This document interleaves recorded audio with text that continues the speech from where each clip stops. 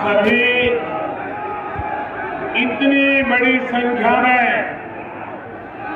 Bharatiya Janata party को आशीर्वाद देने आए हैं, मैं आपका हृदय से बहुत बहुत आभार व्यक्त करता हूं।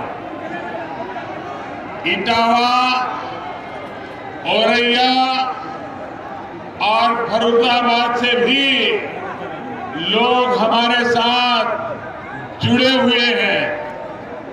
इन क्षेत्र के भी सभी लोगों का मैं अभिनंदन करता हूं।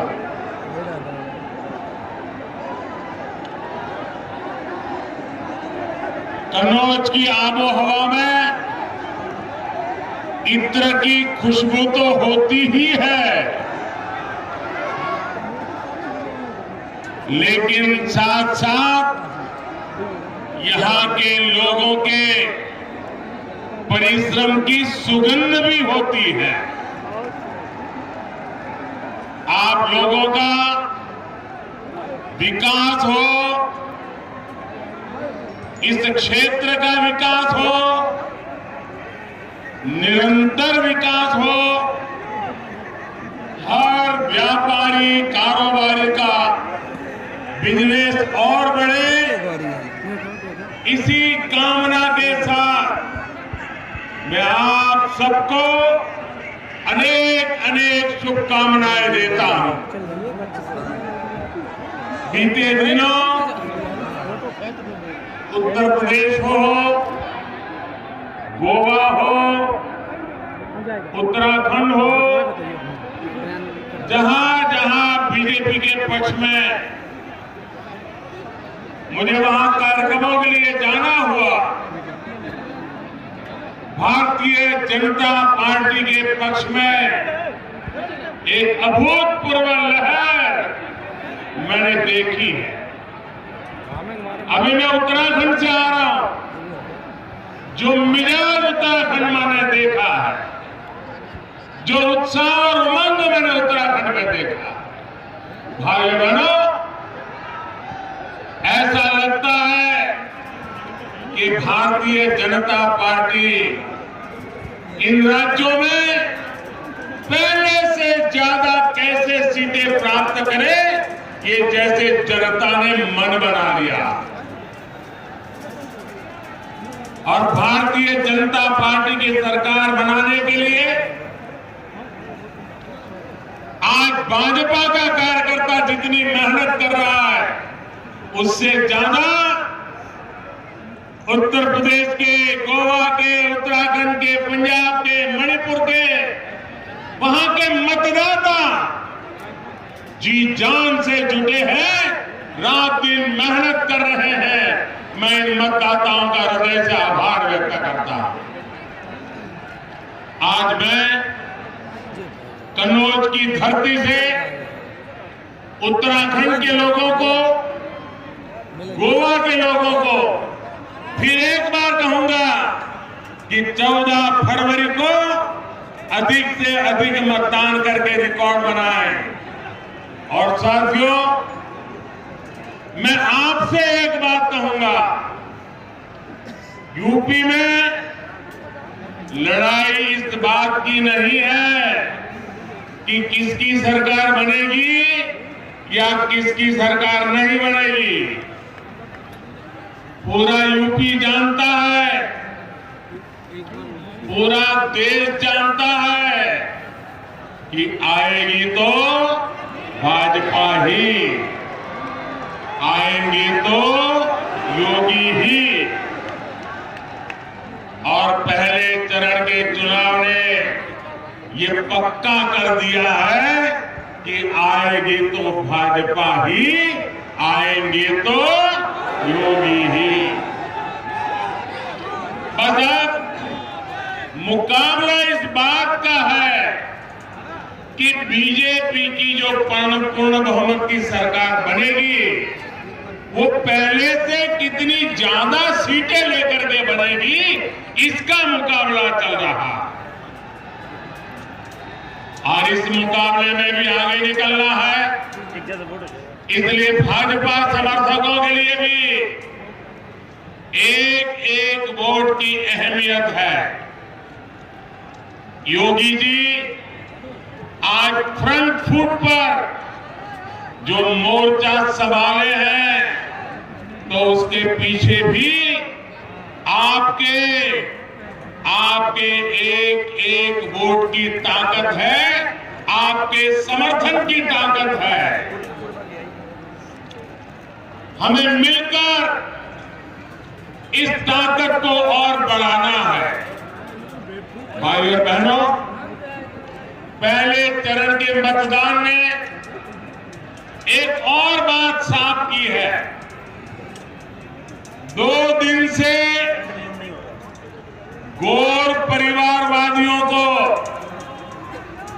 सपने दिखना बंद हो गए हैं।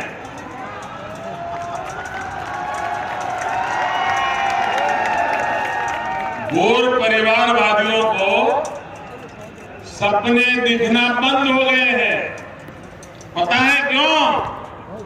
इसलिए कि उनकी नींद हराम हो गई है। वो लोग सोच रहे थे कि जातिवाद फैलाकर, संप्रदायवाद फैलाकर वोटों को बांट देंगे, लेकिन मुझे खुशी है कि यूपी के लोग माफियावादियों, दंगावादियों के खिलाफ एकजुट होकर वोट कर रहे हैं। ये एकजुटता दंगावाद से मुक्ति के पक्ष में है। ये एकजुटता कानून व्यवस्था के पक्ष में है। ये एकजुटता महिलाओं की सुरक्षा, सम्मान और समृद्धि के पक्ष में है। यूपी के जिन क्षेत्रों में आगे के चरणों का चुनाव है, वहां के लोगों को भी मैं कहूंगा इसी तरह एकजुट रहना है। अपना वोट जाति के नाम पर, संप्रदाय के नाम पर बंटने नहीं देना है।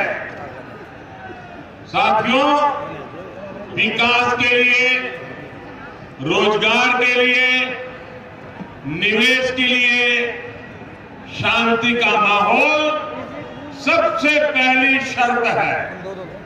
इसलिए उत्तर प्रदेश आज कानून के राज को सबसे बड़ी प्राथमिकता दे रहा है।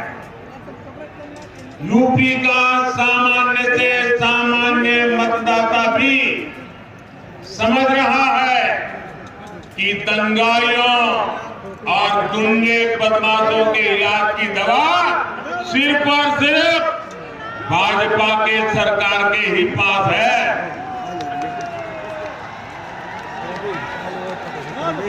मुझे याद है, एक समय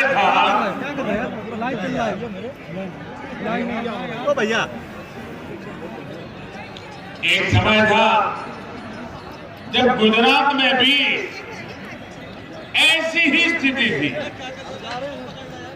कांग्रेस के वर्षों के शासन ने वहां ऐसी स्थितियां बना दी थी कि न व्यापार कारोबार फलता फूलता था, न लोग सुरक्षित महसूस करते थे, और हर साल अनेक दंगे होते थे। हर बार खबरें आती थी, वहां दंगा हो गया, वहां दंगा हो गया। वहां पर हर वर्ष जगन्नाथ जी पुरी में जैसे जगन्नाथ जी की रथ यात्रा निकलती है ना, वैसे अहमदाबाद में जगन्नाथ जी की रथ यात्रा निकलती है। और अनुभव यह है, पिछले बीजेपी सरकार आने से पहले 10 साल में 7 साल ऐसे जाते थे कि कोई न कोई दंगा हो जाता था। इतना ही नहीं, पतंग जगाने में दंगा, रास्ते पर आते जाते दंगा, यानी हर साल हर छोटी मोटी बात पे दंगे होते थे।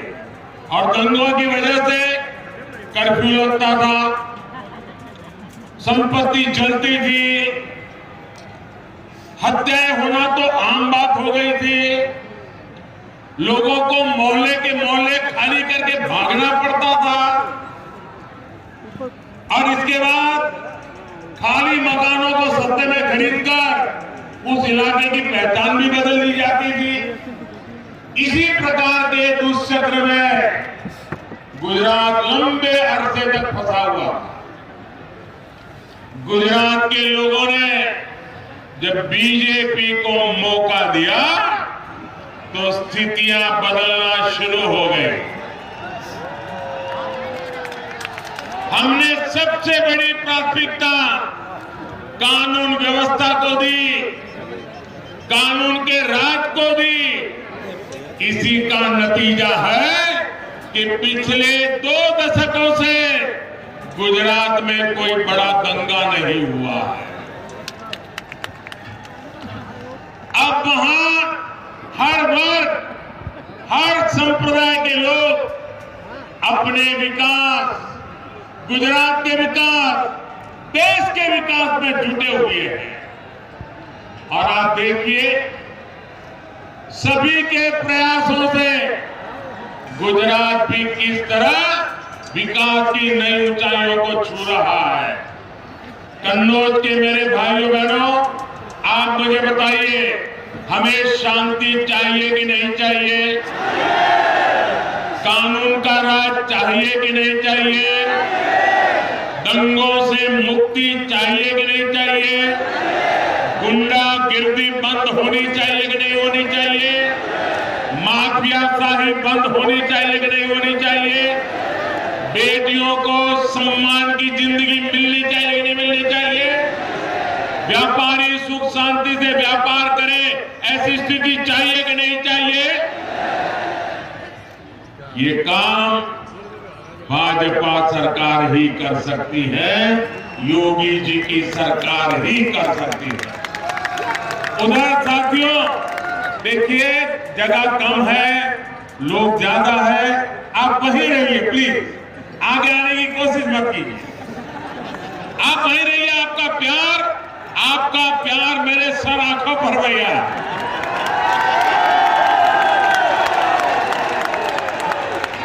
ये आपका प्यार ही है जो मुझे दिन रात काम करने के लिए दौड़ाता रहता है। आपके प्यार को 100 सलाम।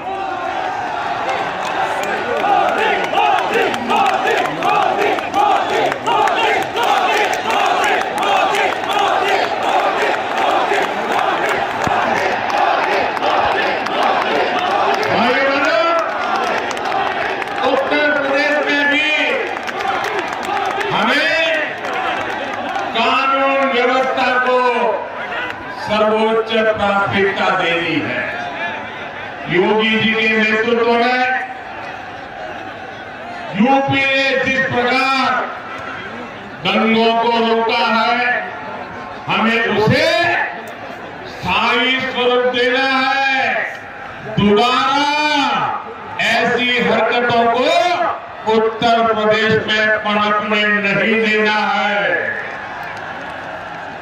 भाइयों बहनों, सिर्फ विकास की बातें करने से विश्वास नहीं आता, लेकिन जब नीयत साफ होती है, मेहनत दिन रात होती है, जनता के सुख दुख की चिंता होती है, तभी सामान्य मानवी के मन में विश्वास पैदा होता है।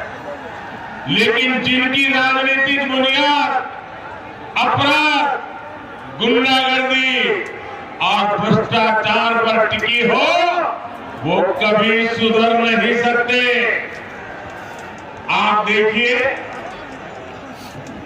कैसे कैसे उम्मीदवारों को इन लोगों ने टिकट दिया है। इनके ज्यादातर उम्मीदवार हिस्ट्री सीटर है और उनकी तो हालत ऐसी है कई लोग तो जेल से ही चुनाव लड़ रहे हैं।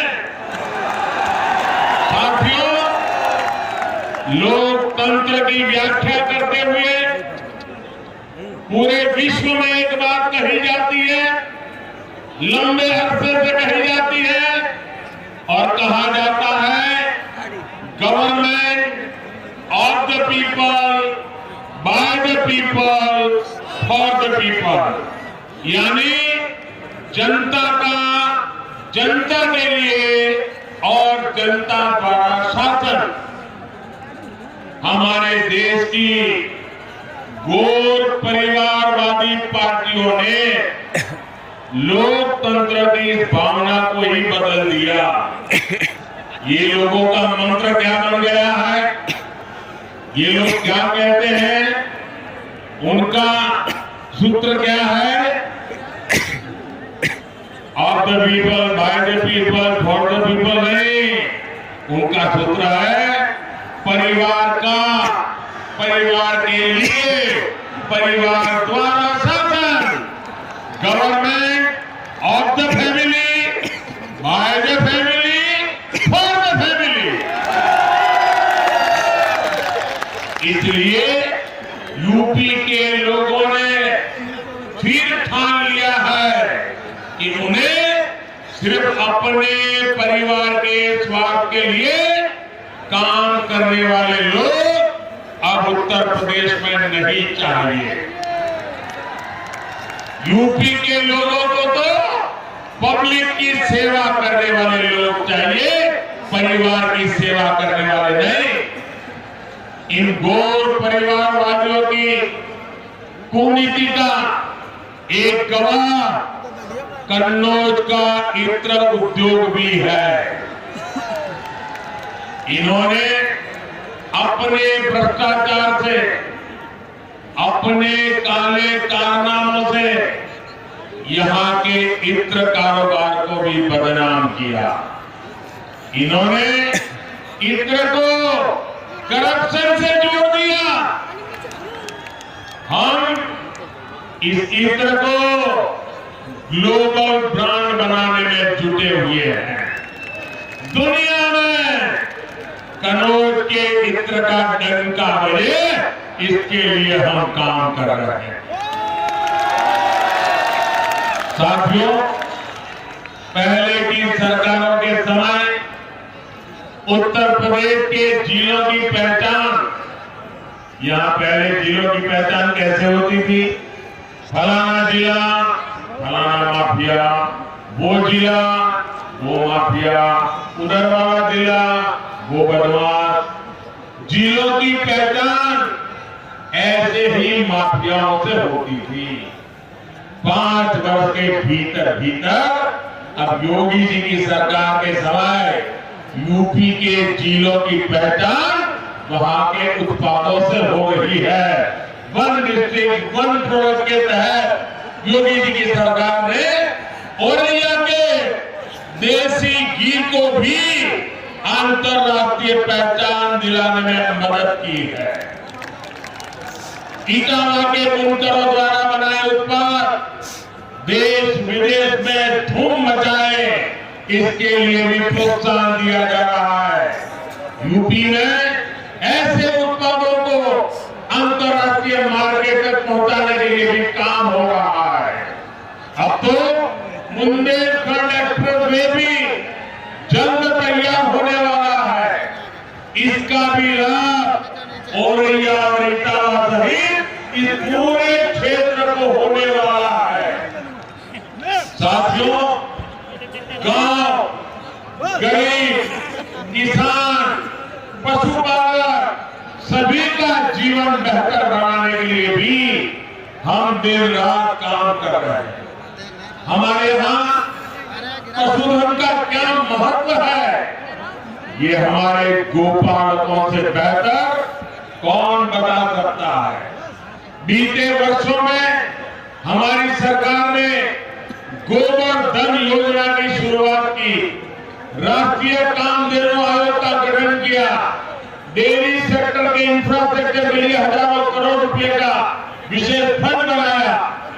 हमने पहली बार पशुपालकों, मछली पालन से जुड़े लोगों को, उनको भी किसान क्रेडिट कार्ड की सुविधा हमारी सरकार ने दी। साथियों, कोरोना की वजह से आज देश में लोगों के टीकाकरण की बहुत चर्चा हो रही है। कोरोना के कारण सबको पता है टीकाकरण कितना बड़ा काम होता है, कितनी मेहनत होती है, कितने लोग काम से सबको पता है। लेकिन एक बात मैं बताता हूं जिसकी बहुत चर्चा नहीं हो रही है, लोगों के ध्यान में भी नहीं आता है। क्यों? बात ऐसी भी है जैसे कोरोना के समय वैक्सीन की चर्चा होती है। हमने हिंदुस्तान में आजादी के बाद पहली बार सबसे बड़ा एक काम चलाया है, वो है पशुधन की सुरक्षा के लिए, पशुओं के लिए बहुत बड़ा टीकाकरण अभियान चलाया। आजादी के बाद पशुओं के टीकाकरण का ऐसा अभियान देश में पहली बार शुरू हुआ। इस पर सरकार 13,000 करोड़ रुपए से ज्यादा खर्च कर रही है।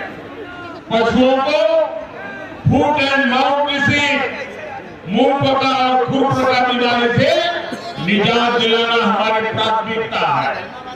भाइयों बहनों, जो काम इनको छोटे लगते हैं, हमें उन्हें गरीब की तरक्की का समाधान दिखता है।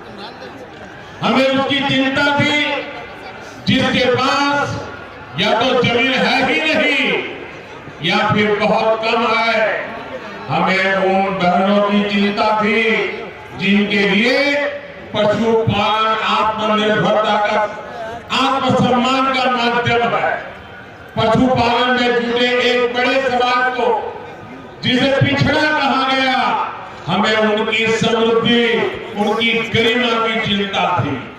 हमें उन पशुओं की चिंता थी जिनको बेसहारा बेआसरा छोड़ दिया जाता है। इसलिए दूध के साथ साथ और जो दूध नहीं दे पाते हैं वो पशु का भी गोबर से भी धन कमाने के माध्यम आज हम विकसित कर रहे हैं।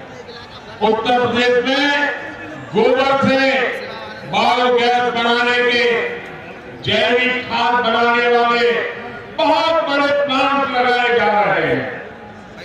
साथियों, हमारी सरकार नेचुरल फार्मिंग को भी बढ़ावा दे रही है। ये खेती का वो तरीका है जिसमें खेती पर खर्च ना के बराबर होता है, लेकिन उत्पादन और ज्यादा होता है। इसमें भी हमारे पशुधन की भूमिका है।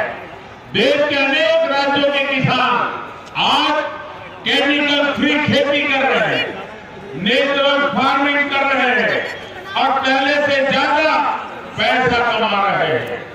जो पशु कुछ लोगों को बोझ लगते हैं, वही पशु अब किसानों की कमाई बढ़ाने में मदद करने जा रहे हैं। अभी कुछ दिन पहले मेरी काशी से ऐसे कई किसानों से मुलाकात हुई। नेचुरल फार्मिंग का ये तरीका उत्तर प्रदेश के छोटे किसानों के लिए भी बहुत लाभकारी है। उनके अनुभव सुनकर के मुझे इतना आनंद आया। उन्होंने खेती में क्रांति का काम किया। भाइयों बहनों, कनौज को विशेष ध्यान में रखते हुए हमारी सरकार एक और अभियान चला रही है। मधुमक्खी पालन को बढ़ावा देने के लिए भाजपा सरकार ने 500 करोड़ रुपए का एक राष्ट्रीय अभियान शुरू किया है। इससे यहाँ के लोगों को 2 तरह के लाभ मिलेंगे। एक तो मधुमक्खियों से फूलों की खेती को मदद मिलेगी, यानी एक तरह से इत्र उद्योग को सीधी मदद मिलेगी। दूसरा ये कि यहाँ अलग अलग फूलों के रस से बने अलग अलग सुगंध और स्वाद वाले शहद का उत्पादन संभव होगा और वो बढ़ेगा, जिसका दुनिया के बाजार में बहुत बड़ी आवश्यकता है। इस तरह के आधुनिक प्रयासों की उम्मीद आप परिवारवादियों से कभी नहीं कर सकते। भाइयों बहनों, भाजपा सरकार वर्तमान के साथ ही भविष्य की चुनौतियों को देखते हुए भी निरंतर काम कर रही है। चाहे हर गरीब को पक्का घर देना हो, हर गांव को तेज इंटरनेट की सुविधा देनी हो, हर गांव को पक्की सड़कों से जोड़ना हो, हाईवे एक्सप्रेसवे बनाने हो, गांव के पास ही अच्छे भंडार, आधुनिक कोल्ड स्टोरेज, कृषि आधारित उद्योग लगाने हो, इसके लिए हमारी सरकार ने बड़ी बड़ी योजनाएं बनाई है। 44,000 करोड़ 44,000 करोड़ रुपये से अधिक केन बेतवा लिंक परियोजना इसी का एक उदाहरण है। ये जो घोर परिवारवादी बड़ी बड़ी घोषणाएं कर रहे हैं, वो इन्हीं योजनाओं के भरोसे उनको बोलना पड़ रहा है। लेकिन भाइयों और बहनों, केंद्र की योजनाओं का लाभ उत्तर प्रदेश को तभी मिल सकता है जब यहां बेहतर तालमेल वाली सरकार हो। गरीबों को घर देने में यूपी अव्वल राज्यों में रहा, क्योंकि यहां डबल इंजन सरकार है। गरीब बहनों को मुफ्त गैस कनेक्शन देने से मिले, क्योंकि यहां डबल इंजन सरकार है। लाखों किसान परिवारों को पीएम किसान सम्मान निधि मिला, क्योंकि यहां डबल इंजन की सरकार है। आयुष्मान भारत योजना के तहत लाखों मरीजों को मुफ्त इलाज मिला, क्यों? क्योंकि यहां डबल इंजन की सरकार है। दशकों पुरानी सिंचाई परियोजना पूरी हुई, हर घर जल योजना पर काम हुआ, क्यों? क्योंकि यहाँ पर डबल इंजन की सरकार है। साथियों, ये डबल इंजन की सरकार ही है जिसके कारण 100 साल के सबसे बड़े संकट का, कोरोना महामारी का यूपी ने डटकर मुकाबला किया। ऐसा संकट अगर उनके जमाने में आया होता, 2017 से पहले आया होता, तो उत्तर प्रदेश को बहुत बड़ी समस्या हो जाती। इनका काम तब भी बोलता था कि यूपी के लोगों के विरोधी है, इनका काम अब भी यही बोलता है। इन्होंने मेड इन इंडिया टीकों को भाजपा का टीका बताकर गरीबों के जीवन से बहुत बड़ा खिलवाड़ करने की कोशिश की। हमारी सरकार पूरी शक्ति से जुटी है कि यूपी के एक एक गरीब को कोरोना की वैक्सीन लग जाए, लेकिन इन लोगों ने इस अभियान में भी बाधा डालने की कोशिश की। आप अंदाजा लगाइए साथियों, अगर गरीबों को कोरोना वैक्सीन नहीं लगी होती तो इस लहर में मेरे सभी भाइयों बहनों का, मेरे उत्तर प्रदेश के नागरिकों का क्या हाल हुआ होता। हमारी सरकार ने गरीब का, सामान्य मानवीय का जीवन बचाने के लिए सबको मुफ्त वैक्सीन लगवाई और आज भी लगवा रही है।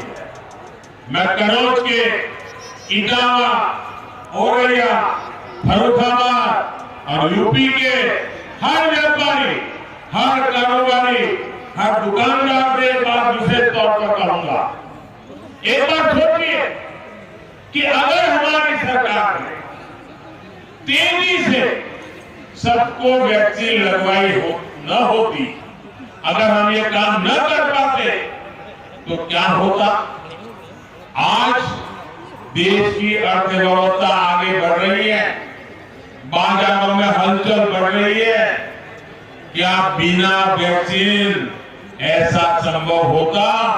और अगर 1-2 साल और निकालने पड़ते तो न जाने मेरे कितने परिवार तबाह हो जाते। साथियों, याद रखिए, मोदी विरोध में जो गरीब के जीवन से खेल सकते हैं वो लोग क्या क्या नहीं कर सकते। डबल इंजन की सरकार है, इसलिए आज यूपी 100% टीकाकरण की तरफ तेजी से बढ़ रहा है।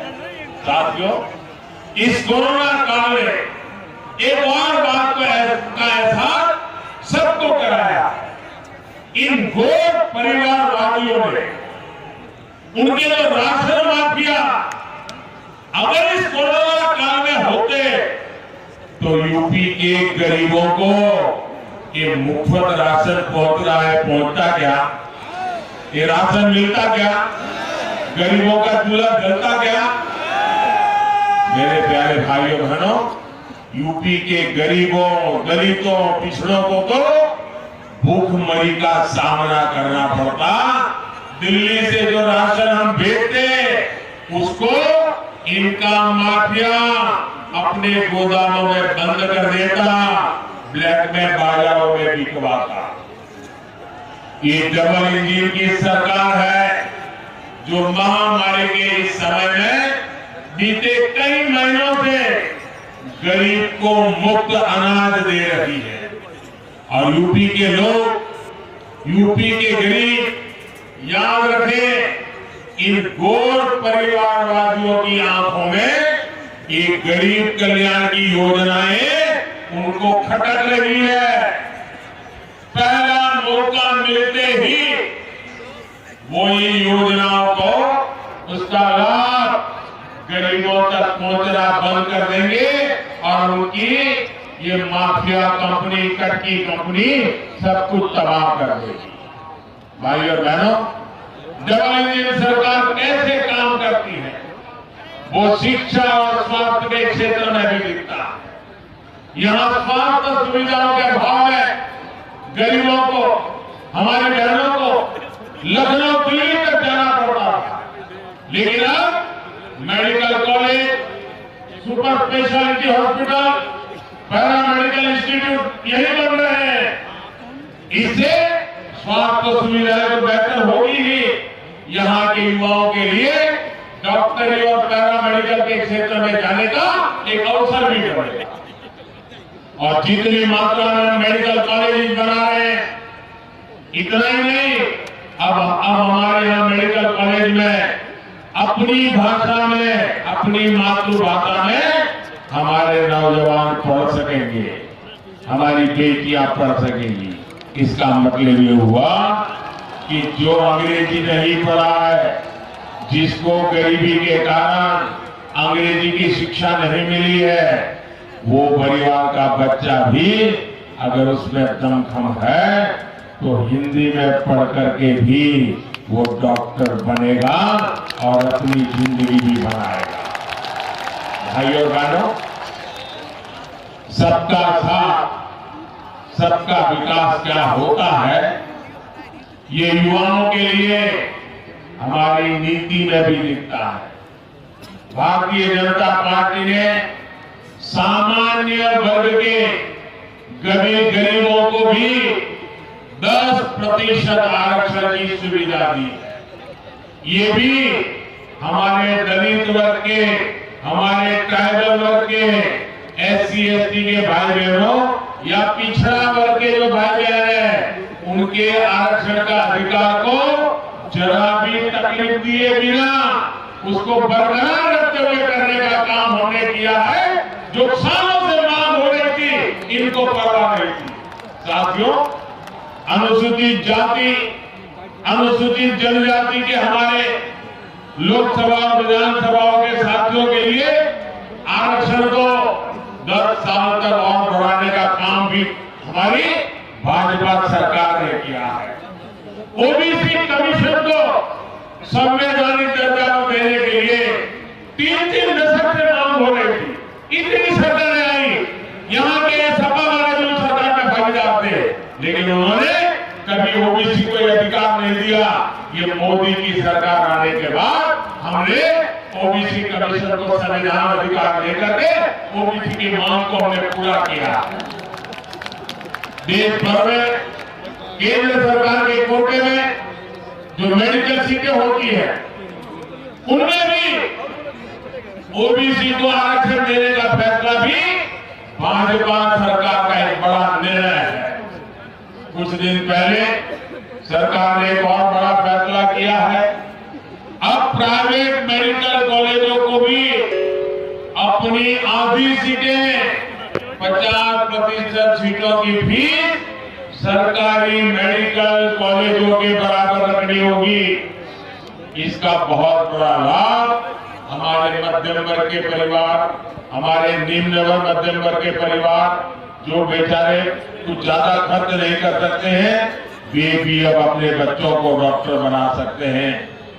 भाइयों बहनों, गरीब दलित पिछड़े वर्ग के लोग भी ये जो हमने सारी व्यवस्था बदली है, आराम से वो अपने सपने पूरे कर सकते हैं।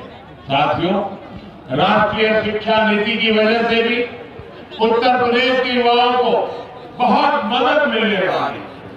हिंदी मीडियम में जैसे मैंने कहा, ये पढ़ने वाले छात्रों को भी, गांव और गरीब परिवारों के युवाओं को भी डॉक्टर बनना है, इंजीनियर बनना है, टेक्निकल एजुकेशन लेना है, वो आराम से ले पाएगा। उसको तो मुश्किल आती थी, वो जाएगी। और इसलिए भाइयों बहनों, हमने पढ़ाई में ये सारे विकल्प प्राप्त भी किया हुआ है।